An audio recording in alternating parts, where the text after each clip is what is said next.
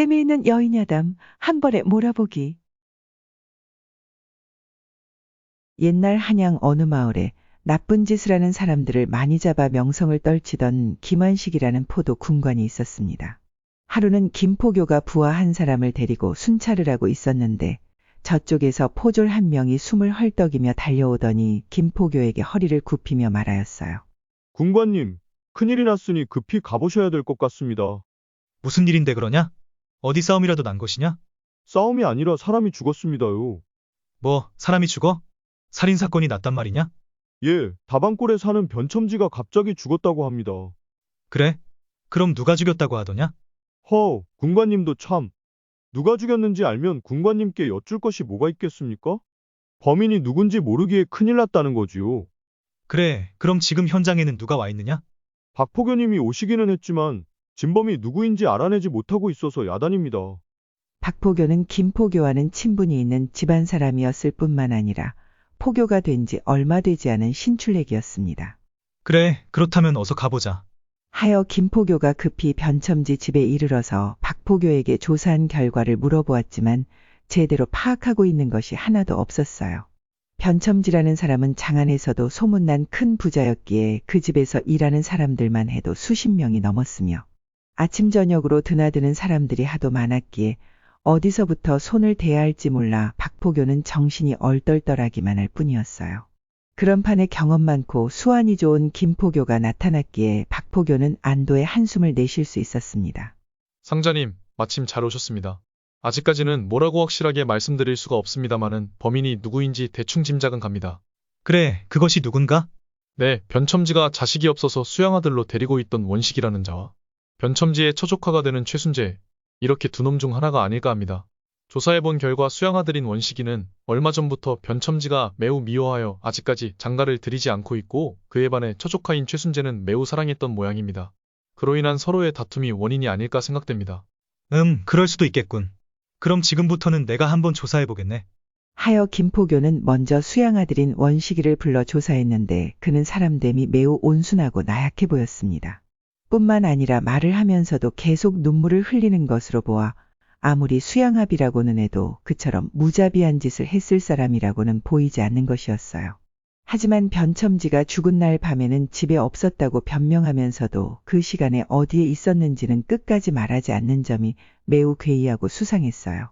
하여 집안 사람들에게 그가 그날 집에 없었느냐고 물어보았더니 밤늦게 들어왔는지는 몰라도 자기들이 잘 때까지는 보이지 않았다고 대답하였습니다. 그래서 김포교는 처조카인 최순재도 불러 조사하게 되었는데 그는 수양아들인 원식이에 비해서 매우 똑똑하고 영리해 보였어요. 그는 묻는 말에 대해서 명확하게 대답하였는데 그날 밤에 어떤 기생의 집에서 잤다는 말을 할 때는 매우 부끄러워하는 태도를 보이기까지 하였습니다. 하여 김포교가 즉시 그 기생집에 사람을 보내 알아보았더니 언제 갔는지는 모르겠으나 초저녁에 와서 술을 마시고 함께 잔 것은 확실하다고 기생이 대답했다는 것이었어요. 그리고 김포교는 두 사람이 사용하는 괴짝들을 조사해 보았는데 원식이의 괴짝 안에는 피 묻은 칼 한 자루가 있었고 순재의 괴짝 안에는 이렇다 하게 여겨지는 물건이 하나도 없었습니다. 때문에 김포교는 박포교에게 이렇게 말하였어요. 여보게, 내가 생각하기에는 수양아들인 원식이 놈이 수상하니 자네가 본청으로 데려다가 본격적으로 신문을 해서 결말을 지워버리게. 라고 하자 박포교가 고개를 끄덕이며 역시 제 생각과 같으시군요. 라고 대답하고는 즉시 나졸들을 시켜 원식이를 본청으로 끌고 가도록 하였습니다.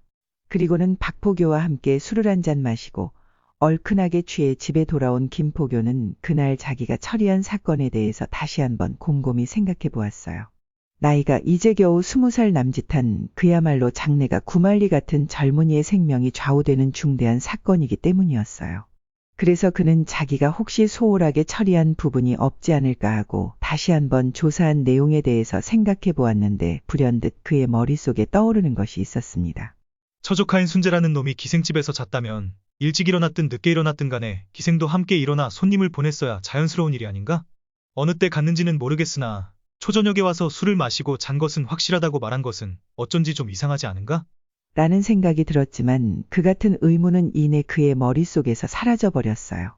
그것은 수양아들인 원식이가 수상하게도 그날 밤 잠을 잔 곳을 말하지 않는 데다가 범인을 살해하기 위해 사용한 것으로 보이는 칼이 이미 발견되었기 때문이었어요. 그래, 확실한 증거물이 나온 이상 나로서도 이제 더 이상 어쩔 수가 없지 않은가. 한편 박포교는 원식을 포청에 가두어 놓고 정식으로 조서를 꾸며 포도대장의 승인을 받아 그의 사형 집행일을 정하게 되었습니다. 그런데 박포교는 그런 일을 처음으로 처리하는지라 마음이 편치 않았고 무엇보다도 자기 손으로 젊은 청년의 목숨을 끊는다는 것이 마음에 걸렸어요. 하지만 그가 자백을 한 후에 진범이라고 생각되는 새로운 용의자가 나타나지도 않았기에 조사 결과를 뒤집을 수는 없었습니다. 김포교 역시 원식의 사형이 결정되었다는 소식을 전해 듣자 다시 한번 가슴이 섬뜩해지는 것을 느꼈습니다. 따지고 보면 자기가 그를 진범이라고 지목한 당사자이기 때문이었어요. 그렇게 며칠이 지난 어느 날 김포교가 어쩐지 가슴 한 구석이 빈 것 같은 기분에 빠져 술 한 잔을 마시고 있었는데 바로 그때 그의 집 문 앞에서 갑자기 여자의 울음소리가 나더니 예쁘게 생긴 처녀 하나가 앞마당으로 들어와 김포교 앞에 엎드리며 울음 섞인 목소리로 말하였어요. 이런 모습으로 배움는 것이 매우 부끄럽고 황송하옵니다.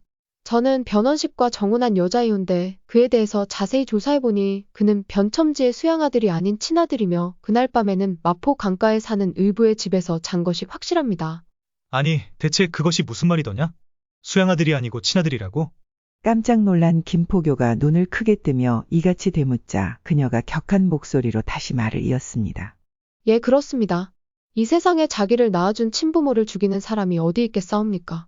원식도령이 자기가 잠잔 곳을 말하지 못한 것은 의붓 아비가 세상에 드러내지 못할 일을 했었기 때문이었습니다. 그렇지만 원식이가 이미 자기가 범인이라고 자백을 하지 않았더냐? 그것은 변첨지의 마누라가 자기 조카에게 그 집 재산을 주려고 원식도령을 미워한 까닭에 아버지처럼 자기도 뒤따라 죽으려고 했었기 때문입니다. 좀 더 자세하게 이야기하라. 변첨지의 아내는 후사를 잊지 못하면서도 투기가 대단하여 변첨지가 어떤 여인의 몸에서 얻은 원식이를 집에 들이지 못하게 하였답니다. 하여 어쩔 수 없이 마포에서 생선장수를 하는 박가에게 맡겨서 기르게 하였지요. 그러던 중 하루는 박가가 어떤 사람과 싸우다가 뺨을 한번 쳤는데 그 사람이 시름시름 앓다가 죽었다는 거예요. 때문에 박가는 그것이 살인사건으로 확대되지 않을까 걱정하며 시골로 도망을 갔다는 겁니다. 그래서 이후에는 어찌 되었는가? 하여 이리저리 도망쳐 다니던 박가는 몇 년 만에 다시 마포로 오기는 했지만 세상에 소문이 무서워 드러내놓고 나다니지 못하고 원식도령하고만 남몰래 만나고는 했답니다.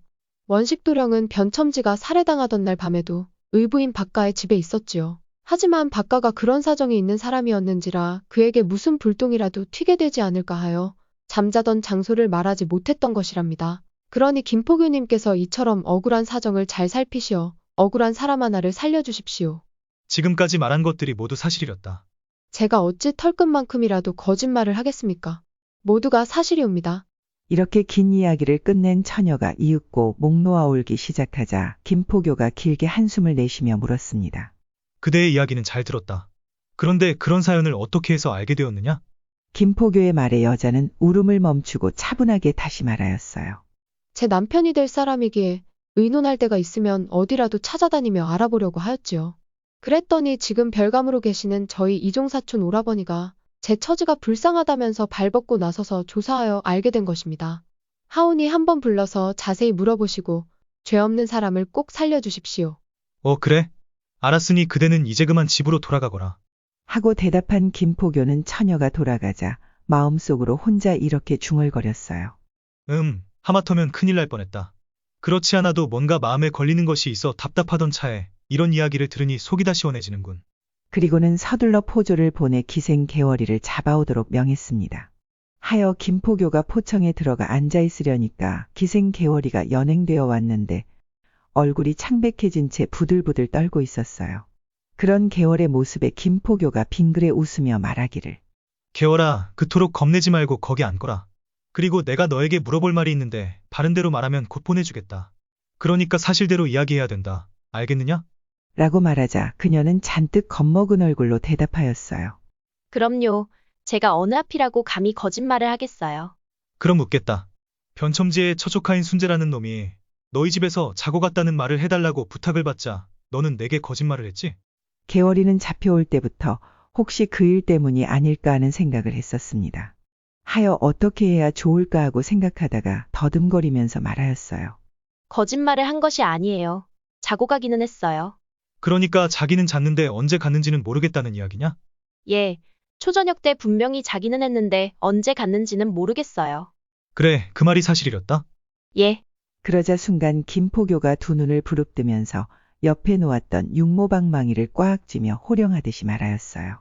입술에 침이나 바르고 그런 거짓말을 해라.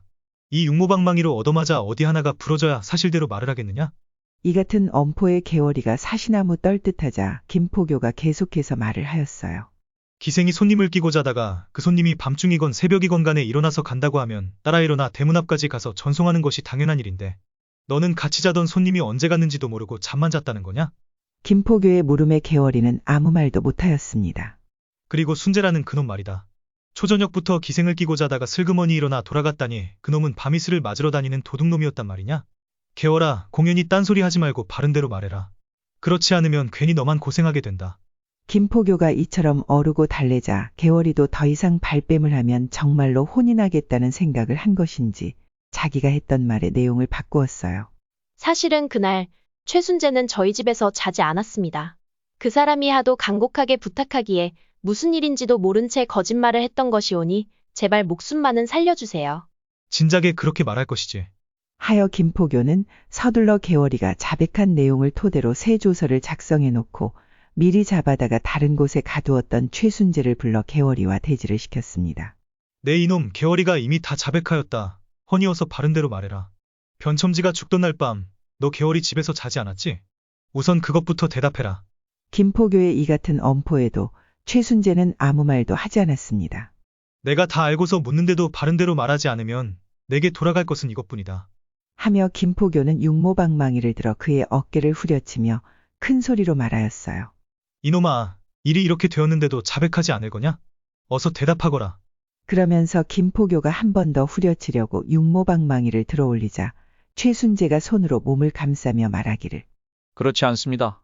저 개월이가 겁이 나서 횡설수설하는 것이지 제가 거짓말을 하는 것이 아닙니다. 이놈아, 내가 아무리 발뺌하려고 해도 하늘에서 변첨지가 내려다보고 있다.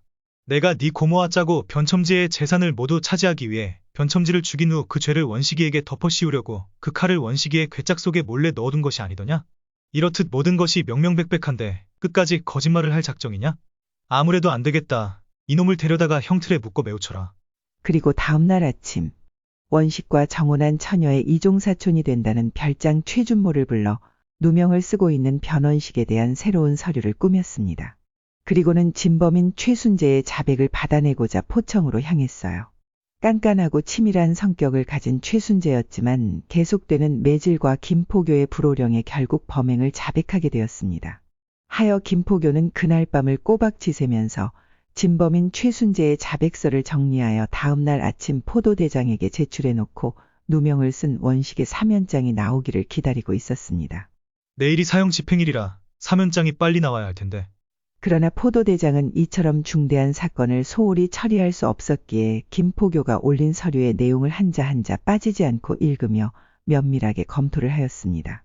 하여 다음날 아침 포도대장은 비로소 결재를 내리고 사면장을 써주었는데 사형시간이 거의 다 되어서였어요. 때문에 김포교는 말을 타고 달려가며 크게 걱정을 하였습니다. 시간이 너무 지체되었어. 이미 사형을 집행했는지도 모르겠는걸? 그렇게 되었다면 진짜 낭패로다. 그렇게 급한 마음에 사형장 앞에 이르러서 보니 천만다행으로 그때까지 형이 집행되지 않은 것 같았어요. 하여 서둘러 말하기를. 사형 집행 중지, 사형 집행을 중지하시오. 하고 소리치며 형장으로 뛰어들어 형관에게 사면장을 전했습니다.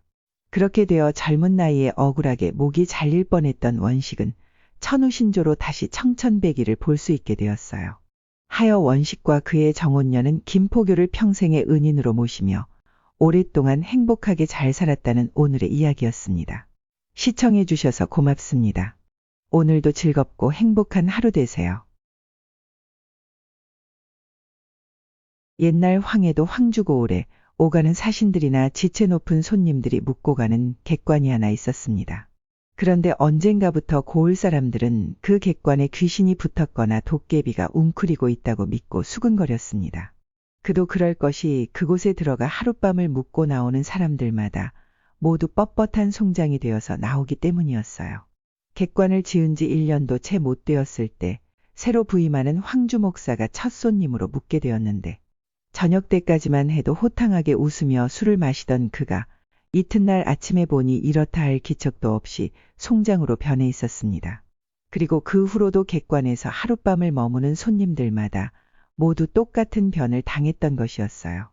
이렇게 너댓 번 송장을 치우고 난 다음부터는 대낮에도 도깨비나 귀신들이 득실거리는 집이라고 소문이 나기 시작하였습니다.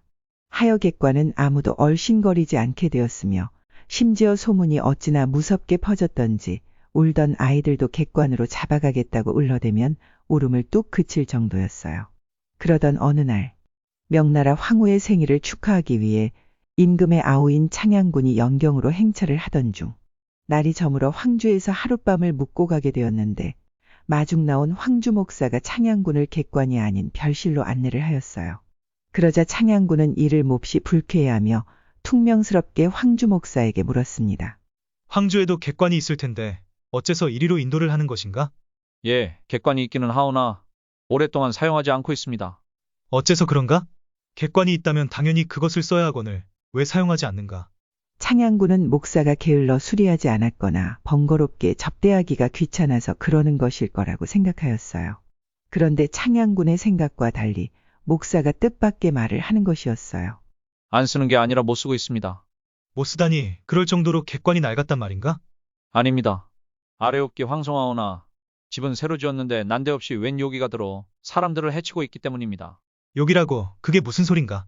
하여 황주 목사는 창양군에게 그동안 있었던 일을 하나도 빠뜨리지 않고 자세히 설명을 해주었어요. 그러자 그 말을 들은 창양군이 말하기를 대명천지에 웬 욕이 타령인가? 내 오늘 밤 그 객관에서 묵겠다. 허니 그리로 안내하거라. 예? 그게 무슨 말씀이신지요? 창양군의 말에 신임 목사는 당황하지 않을 수 없었습니다. 객관에서 자고 나면 다음날 아침에 송장으로 변해서 나오게 될 것이 틀림없고 그렇게 되면 임금의 아우인 창양군을 소홀히 모신 책임을 물어 자기도 전임 목사들처럼 좌천될 것이 분명하지만 창양군이 저렇게 고집을 부리니 거스를 수가 없었어요. 하여 할 수 없이 황주 목사는 부하들을 시켜 오랫동안 비워두었던 방을 쓸고 닫고 불을 지피게 하고는 행차를 옮겨 객관으로 모셨더니 창양군이 주위를 휘 둘러보며 이렇게 말하였어요.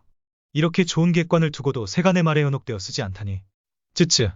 그 말에 목사는 아무런 대꾸 없이 속으로 비웃으며 말하였어요. 오늘 밤에 세상을 하직하려고 공연히 억지를 부리는구만. 쯧쯧. 그뿐만이 아니었어요.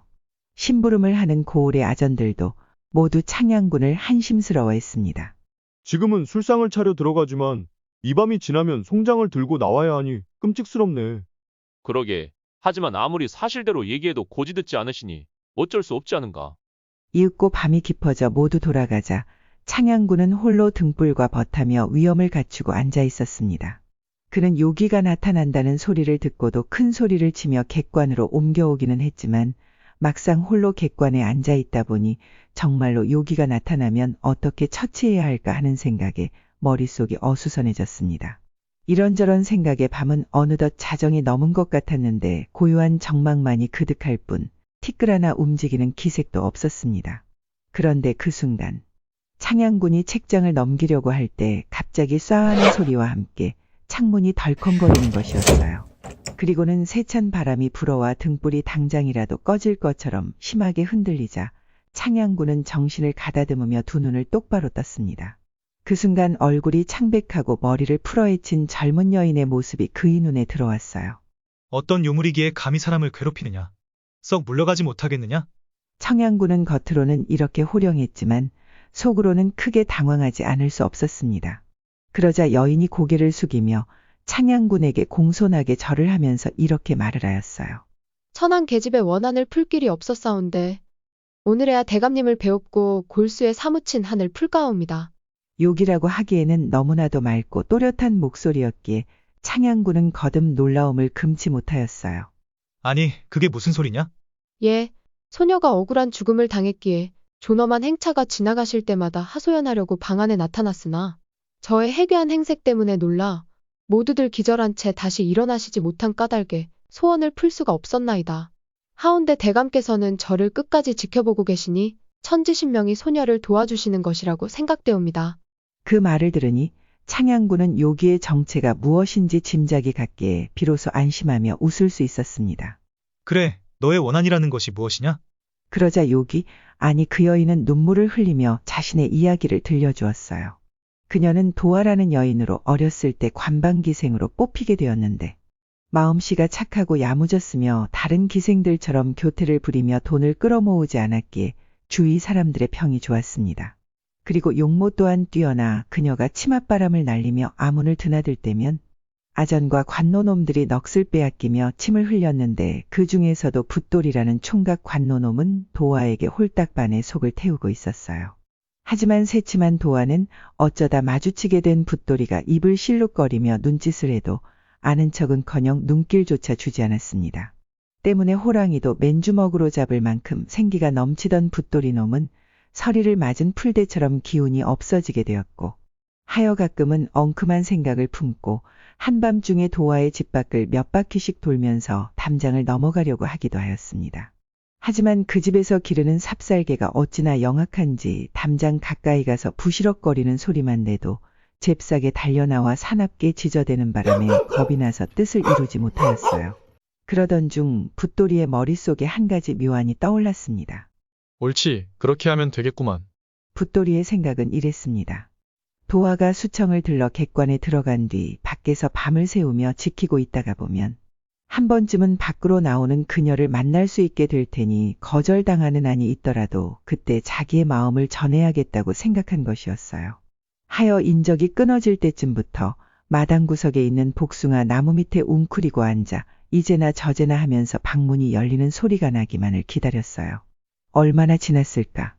밤하늘에 북두칠성이 꼬리를 감춘 것으로 보아 밤이 어지간히 깊어진 모양이었는데 바로 그때 드르륵하고 방문이 열리는 소리가 들려왔어요.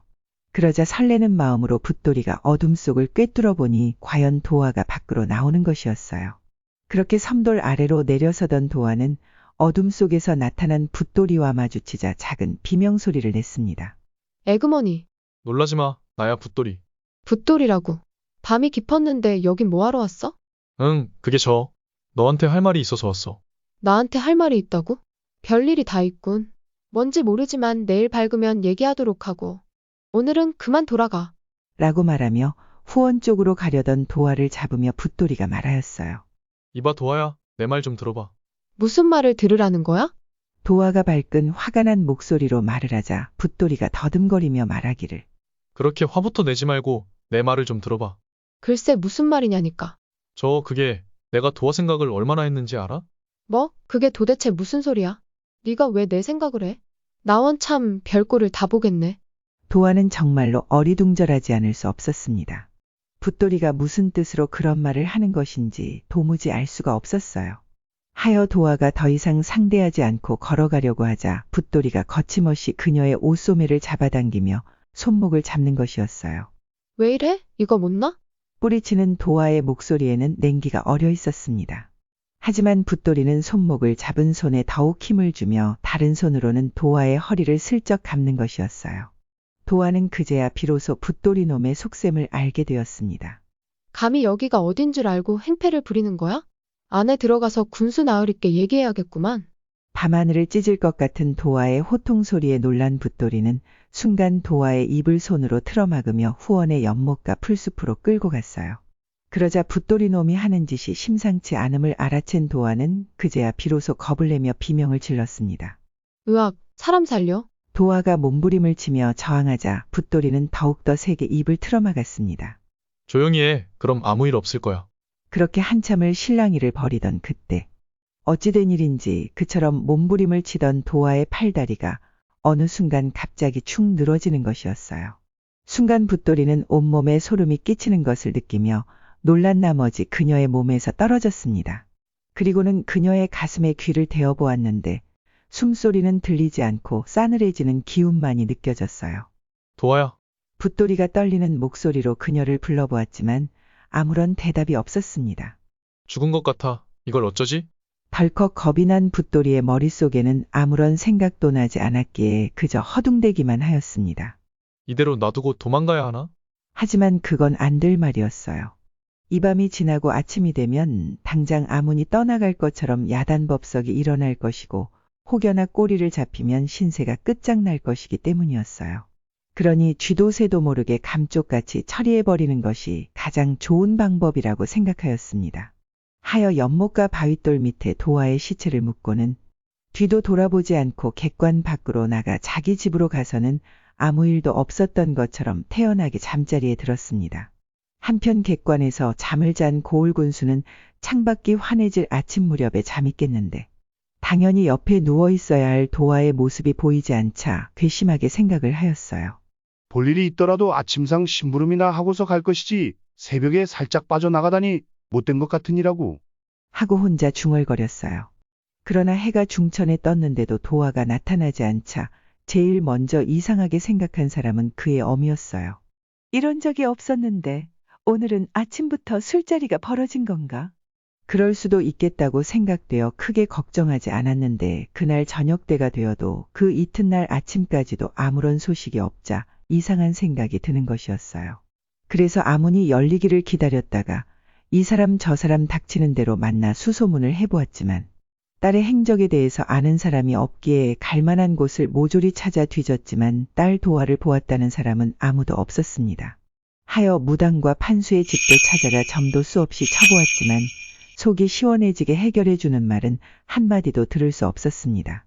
누군가의 꿰매 빠져 시골로 끌려갔을 것이라는 등 어떤 사내와 눈이 맞아 도망갔을 것이라는 등 모든 것이 종잡을 수 없는 말들 뿐이어서 도화의 어미는 거의 미칠 지경이 되고 말았어요. 그렇게 열흘이 지나고 보름이 지나도 소식이 아득해지자 도화가 뭔가 사연이 있어 소리 없이 자취를 감추었다는 소문이 온 고을에 쫙 퍼졌습니다. 한편 관가에서도 동리마다 통문을 돌려 행방을 찾았으나 도화의 행적이 알려질 까닭이 없었습니다. 그렇게 몇 년의 시간이 흘러 오늘에 이르렀다는 하소연을 끝내고 도화가 온데간데 없이 사라지자 창양군은 놀랍고도 신기하게 생각하며 의분을 참지 못해 몇 번이나 주먹을 움켜쥐었어요. 하여 잠을 이루지 못하고 긴 밤을 꼬박 새우고는 날이 환하게 밝아오자 후원에 있는 연못가로 가서 커다란 바윗돌이 놓여져 있는 것을 확인하였습니다. 어젯밤 그 처자가 말한 곳이 이곳이구만. 그때 마침 황주 목사가 아전을 앞세우고는 잔뜩 굳어진 얼굴로 창양군의 송장을 치우러 나타났어요. 그리고는 문 밖에서 몇 번의 기침 소리를 냈지만 방 안에서 아무런 기척이 없자 역시 요기에게 죽은 것이라고 생각하며 방문을 열어보고는 눈이 휘둥그레졌어요. 그것은 자리를 펴놓은 방안이 텅 비어 있었기 때문이었습니다. 하여 이번엔 요기가 시신까지 삼킨 모양이다 라고 생각하며 순간 멍한 얼굴로 서 있었어요. 그런데 갑자기 등 뒤에서 이런 소리가 들려왔어요. 자네들 아침부터 일찍 왔네 그려. 하는 소리가 들리기에 황주 목사가 깜짝 놀라 뒤를 돌아보니 창양군이 서 있는 것이었어요. 하여 정말로 살아있는 몸인지 의심이 되어 아무런 대꾸도 하지 못하고 그냥 멍하니 쳐다보기만 하였습니다. 왜 그러고 서 있나? 내가 요기에게 홀려 어디로 간 줄 알았나 보구만. 창양군이 이렇게 묻자 황주 목사가 얼떨떨해하며 말하기를. 정말로 죽지 않으신 건가요? 이렇게 멀쩡히 살아있지 않은가. 그보다 오늘 중요한 일을 한 가지 해야겠네. 지금 즉시 아전에게 형틀을 차려놓고 기다리라고 하게. 그 말에 황주 목사의 머릿속은 더욱 혼란스러워졌어요. 자기가 없는 요기를 있다고 거짓말을 한 셈이었기에 혹시나 자신에게 죄를 다스리려고 형틀을 차려놓으라고 하는 것이 아닐까 하고 생각하니 정신이 아찔해졌습니다. 하여 조심스럽게 묻기를. 하운데 형틀은 어디에 쓰시려고요? 좀 쓸 일이 생겼으니 지체할 것 없이 당장 처리하도록 하게. 그리고 관노들 중에 붓돌이라는 놈이 있지? 지금 당장 그놈을 잡아오도록 하게. 예? 예. 무슨 일을 하려는 것인지 짐작이 되지 않았기에 황주 목사는 한참 동안 망설이며 머뭇거리고 있었어요. 왜 그러고 서 있나? 빨리 내가 말한 대로 하지 않고. 알겠습니다. 황주 목사는 상관의 명령이니 하라는 대로 할 수밖에 없었습니다. 하여 붓돌이 놈을 잡아서 꽁꽁 묶어 형틀 앞에 꿇어 엎드리게 했더니 그의 얼굴은 단번에 새파랗게 질려 있었습니다. 붓돌이는 혹시 그 일이 들통난 것이 아닐까 하는 생각에 등골에 식은땀이 났지만 어제 저녁 객관에서 하룻밤을 묵은 자가 그 일을 알 까닭이 없다고 생각했기에 애써 태연하게 있었습니다. 이윽고 창양군의 신문이 시작되자 붓돌이는 시치미를 떼며 자기는 아무런 죄가 없다고 말을 하였어요. 그러자 창양군이 호통을 치며 말하기를. 오냐, 그렇다면 내 놈이 한 짓을 보여주겠다. 라고 말하고는 나졸들을 시켜 바윗돌 밑에 있는 도화의 시체를 꺼내오게 했는데 기이하게도 그 시체는 조금도 썩지 않은 말짱한 모습을 그대로 유지하고 있었습니다. 그제야 붓돌이란 놈이 흐느껴 울면서 말하기를 죽을 죄를 지었습니다. 한 번만 살려주십시오. 라고 말하며 머리를 땅바닥에 떨어뜨리는 것이었어요. 여봐라, 저놈을 당장 옥에 가두고 죄값을 치르도록 하여라. 그리고는 창양군이 황주 목사에게 시켜 도화의 장사를 치르게 하니 그 뒤로는 객관에서 도깨비나 요기들이 술렁거린다는 소문이 없어졌다고 합니다. 하여 이 기이한 이야기가 황해도 일대에서 오늘날까지 전해지고 있다는 오늘의 이야기였습니다. 시청해 주셔서 고맙습니다. 오늘도 즐겁고 행복한 하루 되세요. 옛날 개성 어느 마을에 박부길과 이득천이라는 두 청년이 있었습니다. 두 사람은 서로 가까운 친구 사이였는데 그들의 아버지도 할아버지도 역시 한 집안 식솔들처럼 가깝게 지냈던 친구 사이였어요. 그런데 두 집에는 공통된 걱정거리가 한 가지씩 있었습니다. 박씨 집에는 슬아의 아들 없이 두 딸만 기르고 있었고 이씨 집에는 그나마 자식도 없었기에 항상 한탄하면서 지내고 있었죠. 그러던 어느 해 정말 신기하게도 같은 달 같은 날 아침에는 박씨 집에서 등남을 했고 저녁 때는 40살이 넘은 이씨의 부인이 첫 아들을 낳은 것이었어요. 그렇게 태어난 이들이 바로 박부길과 이득천이었습니다. 이렇듯 같은 날 앞서거니 뒤서거니 하면서 태어난 두 아이는 모두 풍채와 이목이 준수했지만 그들의 운명은 서로 크게 달랐습니다. 득천이 겨우 8살이 되던 해 그의 모친이 병을 얻어 먼저 세상을 떠나고 그로부터 2달 후에는 득천의 부친도 갑자기 시름시름 앓기 시작하였어요. 그러자 이씨가 친구인 박씨를 불러 손을 잡고 눈물을 흘리며 말하기를 아무래도 나는 더 못 살 것 같네. 이 사람아, 그게 무슨 소리인가? 인명은 제천이니 어쩔 수가 없지만 한 가지 한이 되는 것은 늦게 얻은 득천이가 성장하는 것을 못 보고 눈을 감아야 하는 일이네. 내가 이제 죽으면 내게는 고륙지친이 없는 까닭에 득천이의 양육을 부탁할 데가 없네. 그러니 미안한 일이지만 득천이가 커서 독립할 때까지 자네가 키워주었으면 하네. 우리는 성만 다르지 친형제와 같으니 그렇게 하겠다고 약조해 주게나. 그래야 내가 안심하고 눈을 감을 수 있을 것 같네. 그러자 박씨도 눈물을 머금으며 흔쾌히 승낙을 하였습니다. 굳이 그런 말을 하지 않아도 자네 아들을 내 아들처럼 생각하며 모든 것을 가르칠 테니 그런 걱정은 하지 말게나. 형제처럼 지내던 자네가 나에게 아들 하나를 더 주고 가니 슬픈 와중에도 든든하고 기쁘다는 생각이 드네. 다음 날 아침 결국 이씨는 다시 돌아오지 못할 황천길로 떠나고 득천은 어린 나이에 의지할 곳 없는 천혜의 고아가 되고 말았어요. 하지만 다행스럽게도 박씨가 친아버지와 다름없는 애정으로 그를 키워주었고 그의 부인과 2딸 그리고 동갑인 붓길이도 역시 그를 한 가족처럼 여겼습니다. 하여 득천은 이씨 부부를 큰아버지 큰어머니라 부르며 별탈 없이 성장하였고 그들 역시도 득천을 가엾게 여겨 친아들 부길이와 다름없이 길렀습니다. 뿐만 아니라 훗날 득천이 독립할 수 있는 자본금으로 삼을 수 있도록 죽은 친구의 유산을 성심껏 관리해 주었어요. 그리고 남보다 총명한 득천은 성장하면서 박씨의 점포에서 부길과 함께 일하고 있었는데 장사를 하는 능력이 날로 빠르게 향상되었습니다.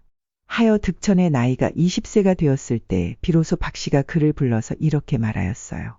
이제 너도 다 컸으니 스스로 집안을 일으켜야 할 때가 되었다고 생각되는구나. 자, 이것을 받아라.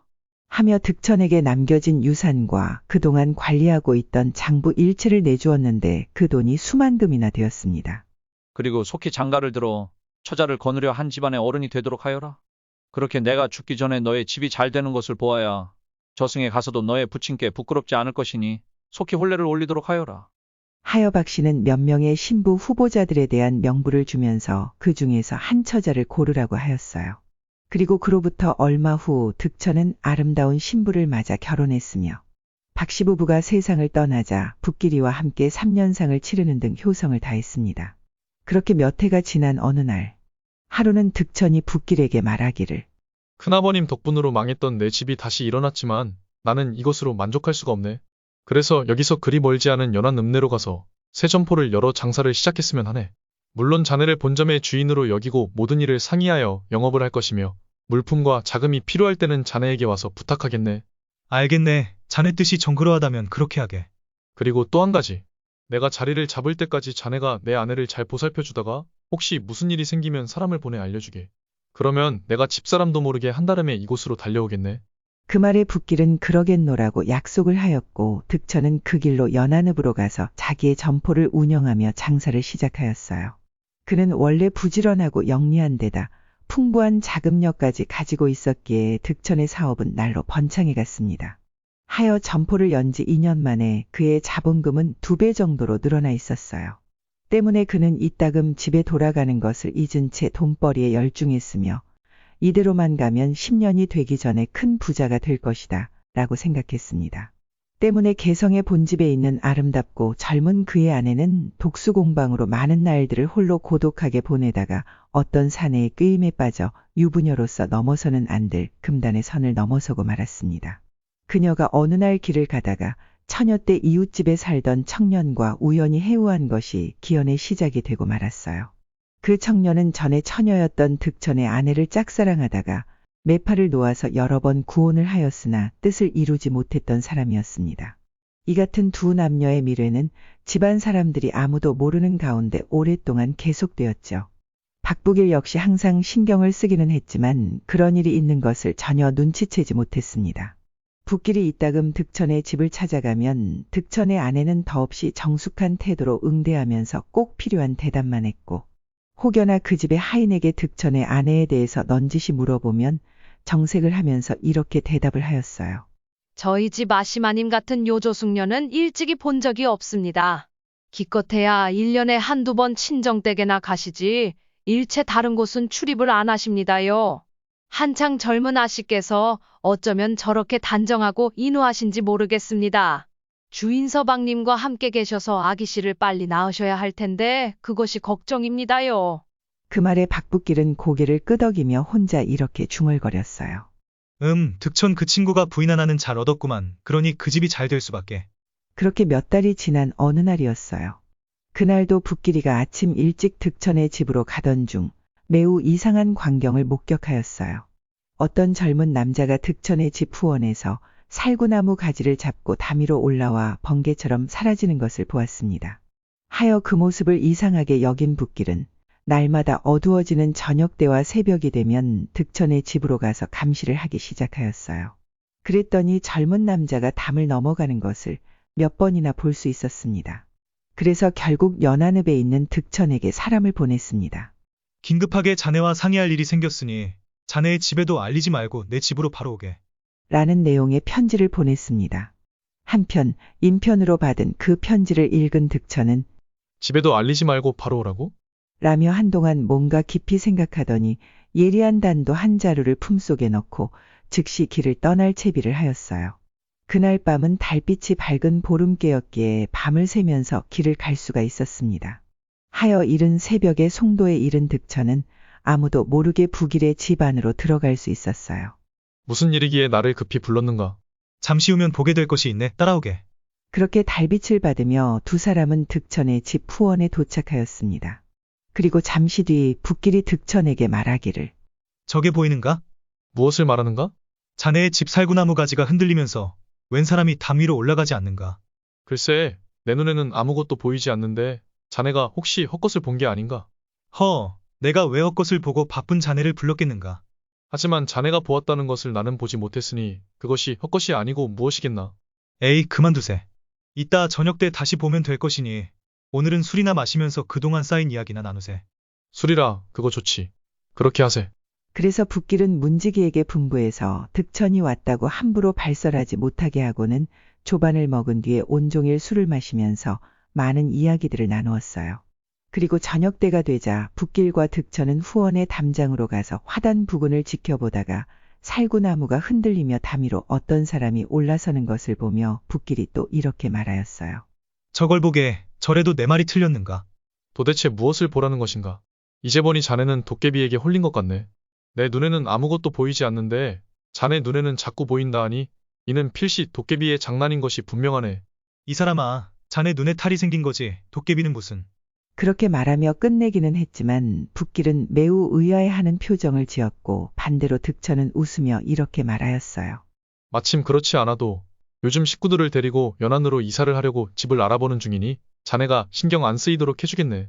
그때 마침 두 사람의 귀에 들려오는 낯익은 목소리가 있었습니다. 2, 3일 후에 남편이 온다니까. 오늘 밤에도 꼭 와야 해요. 알았죠? 남편이 왜? 글쎄, 갈아입을 옷을 가지러 온다네요. 그리고 행랑아범에게서 들으니 그곳에 집을 장만한다는군요. 그러니 나를 데리러 오는 게 아니겠어요? 그러면 남편을 따라갈 거요? 가지 않으면 어떻게 하겠어요? 하긴 그렇겠군. 어쨌든 저녁 때 다시 오겠소. 네, 기다릴게요. 그렇게 대화가 끝나면서 남자가 종종 걸음으로 그곳을 떠나는 소리가 났습니다. 물론 득천 역시 담장 위에 있었던 청년을 보았고 그가 자기 처와 함께 나눈 대화도 들었습니다. 하지만 자기는 아무것도 보지 못하고 아무런 말도 듣지 못했다면서 이렇게 말하였어요. 자네의 친절함은 참으로 고맙지만 내가 아무리 정신을 차리고 보아도 보이지 않고 들으려고 해도 들리지 않으니 어쩌겠는가. 어쨌든 내 안사람을 하루라도 빨리 데려갈 테니 너무 신경 쓰지 마시게. 그리고 자네의 고마운 뜻은 죽을 때까지 잊지 않겠네. 하며 득천이 자리에서 일어나자 붓길이 말하기를. 아닐세, 오히려 내가 미안하게 되었네. 그리고 자네가 이사를 하면 나는 매우 섭섭하지만 그렇게 해야 마땅할 것이니 나로서는 말리지 못하겠네. 어쨌든 내가 너무나 의심이 많아서 자네가 공연한 헛수고를 했구만. 그렇게 작별 인사를 하고 득천은 붓길의 집에서 나왔습니다. 새벽길을 오가는 행인들이 몇 명 있기는 했지만 득천이 삿갓을 깊이 눌러쓰고 있었기 때문에 그들은 득천의 얼굴을 볼 수가 없었어요. 그렇게 득천은 자기 집에서 좀 떨어진 곳에 있는 외딴 주막에서 짐을 풀고 자기 아내의 필법을 흉내내어 유서 석장을 써서 안주머니에 간직하고는 다시 밤이 되기를 기다렸어요. 해가 뉘엿뉘엿 서산에 지자 몰래 방에서 빠져나온 득천은 다시 송도로 달려갔습니다. 그리고는 자기 집 안채로 들어가 창문을 통해 안방을 들여다보니 두 남녀는 이별을 아쉬워하는 사랑놀이를 하다가 지쳤는지 세상 모르고 잠들어 있는 것이 보였어요. 하여 살며시 문을 열고 안으로 들어선 득천은 먼저 남자를 단도로 찔러 단번에 죽여버렸습니다. 그러자 소스라치게 놀란 그의 아내는 눈앞에 있는 득천을 바라보며 와들와들 떨기만 할 뿐 아무 말도 못했습니다. 이윽고 득천이 냉기 어린 목소리로 이렇게 말하였어요. 내가 지은 죄는 내가 잘 알 것이다.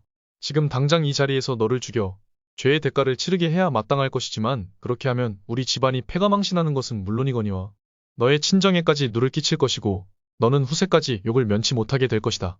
그러니 내가 시키는 대로 해라. 그렇게 하면 어차피 죽을 몸이지만 여러 사람이 당할 욕을 면할 뿐만 아니라 너는 연료로 변할 수 있을 것이다. 여인은 아무런 대답도 하지 않았지만 득천의 말에 따르지 않을 수 없었어요. 하여 미리 준비한 유서를 자기 처 옆에 놓아 자살한 것처럼 꾸며놓고는 주막으로 돌아왔습니다. 이튿날 아침 해가 중천에 올랐는데도 안채에 있는 주인아 씨가 기침 기색이 없자 이상하게 여긴 행랑어멈이 안으로 들어가서 보니 실로 처참하기 짝이 없는 일이 벌어져 있었어요. 서열이 낭자한 방 안에 웬 젊은 사내가 죽어 있었고 사당 안에는 죽어있는 주인아 씨의 시체를 발견했습니다. 으악! 뒤늦게 질러대는 행랑어멈의 비명소리에 놀란 행랑채 식구들과 뒷집 박부길래 식구들 그리고 이웃에서 사는 사람들이 순식간에 벌떼처럼 모여들었습니다.